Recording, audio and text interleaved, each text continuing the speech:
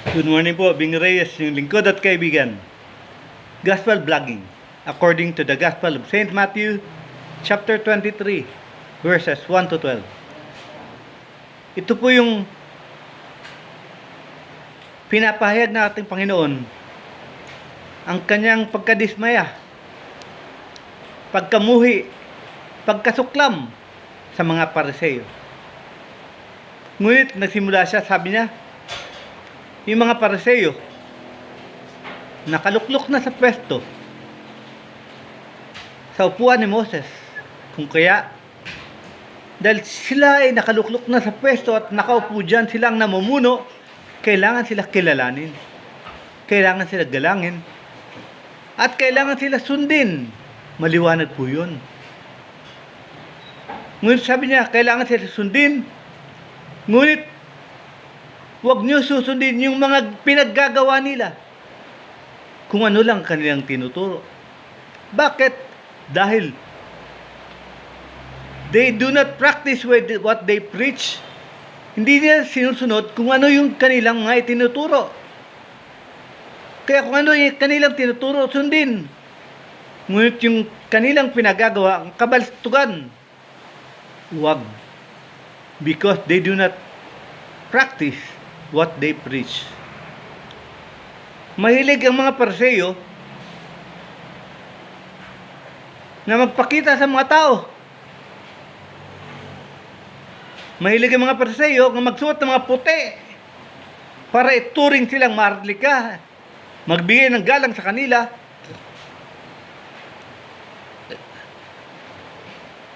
Mahilig ang mga Pariseo kumuha, magnakaw ng pansin ng mga tao. Maski wala silang ginagawa. Dahil ang kanilang ginagawa, hindi nga sumusunod sa mga aral na kanilang tinuturo. Kaya mag-ingat. Huwag tularan ng mga Pariseo.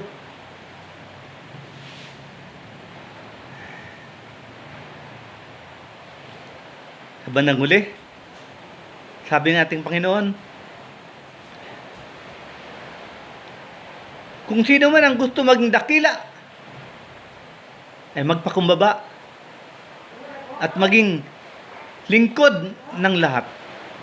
Ulitin ko, kung sino man nais maging dakila, magpakumbaba at maging lingkod ng lahat. Kung sino ang nagpapataas, ay papababa. Whoever exalts himself will be humbled. And whoever humbled himself will be exalted. Who wants to be greatest must be servant of all. Yun po yung buo ng Ebanghelyo. According to St. Matthew, chapter 23, verses 1 to 12. Una, napakagaling. Bagamat kinasusuklaman niya ang mga Pariseo, ngunit dahil ang mga Pariseo, yun sila nang nakaluklok sa pwesto, sabi niya, galangin, makinig, sundin ang mga aral na kanilang tinuturo. Sabi niya yun. Ngunit, huwag niyo gayahin ang kanilang mga pinagagawa dahil ang ginagawa nila ay hindi sumusunod sa kanila mismong mga pinag-aaral.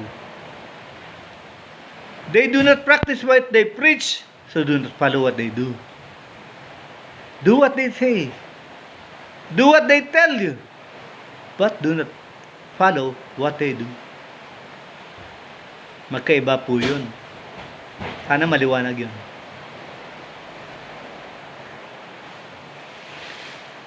So sa puntong ito, gagamitin natin mga katagang grandstanding. Dahil kinasusuklaman, sabi niya, mga Pariseo, umiikot-ikot, nagpapakitang tao. Gusto nila ng pansin ng mga tao. Gusto nila ng paghanga ng mga tao. Bagamat wala silang ginagawa para makatulong sa buhay ng mga tao. Kaya ngayon, pag-usapan natin ang grandstanding. Ano ba yung grandstanding? Mag-ingat sa grandstanding. Bakit ano ba yung grandstanding? Grandstanding means yung gusto mo magsalita, gusto mong lumabas, magmukha kang maalam, gusto mo magmukha kang mas may alam kaysa sa mga kapwa mo, gusto mo lumabas nga para mas magaling ka sa kanilang lahat, at higit sa lahat gusto mo humanga sila at pinapalakpakan ka. Yay! Ang galing! Ganun. Ang tawag doon, grandstanding. Gusto mo magpabilib, maski hindi ka nakakabilib. Paano ba bibilib sa iyo mga tao kung hindi wala kang mang tulong nagagawa sa buhay nila?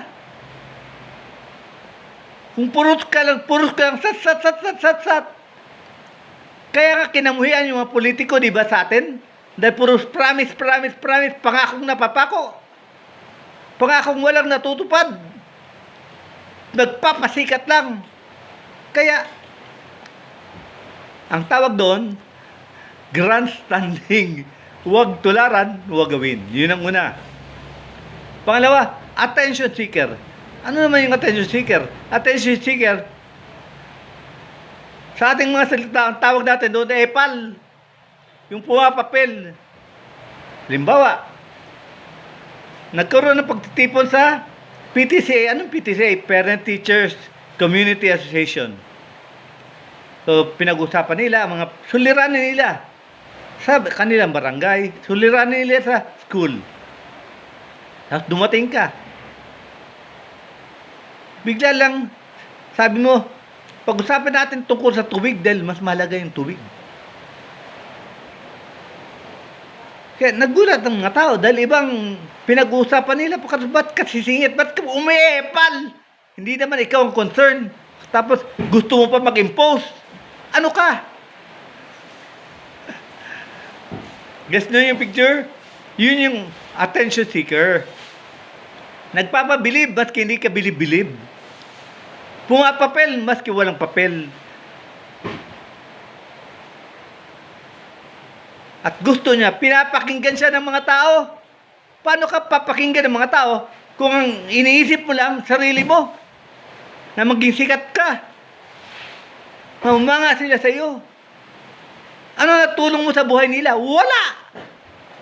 Gusto mo lang kumita. Kaya, mag-ingat sa mga attention seekers. Last but not the least is credit grabber. Ano naman yung credit grabber? Credit grabber is inaagaw mo yung dapat ay sa iba. Halimbawa, may isang grupo ng mga magsasaka. Inayos nila yung pilapil, pinatibay. Lalo na yung pilapil sa tabi ng ilog.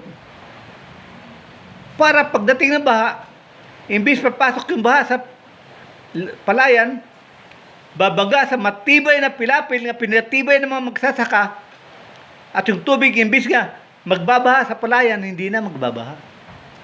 Nadalo na doon sa unahan. Galing ng ginawa ng magsasaka.